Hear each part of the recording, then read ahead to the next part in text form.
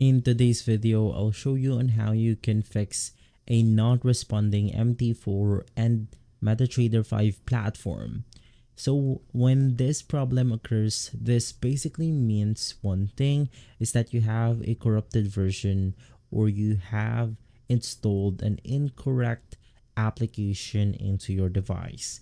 So the best thing that you can do in order to fix this problem is to head over to add or remove programs, and we simply want to uninstall the application completely from your computer.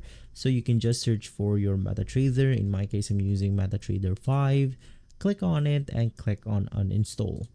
Right after, you then want to head over to your browser and you want to head over to the official website, which is going to be metatrader5.com.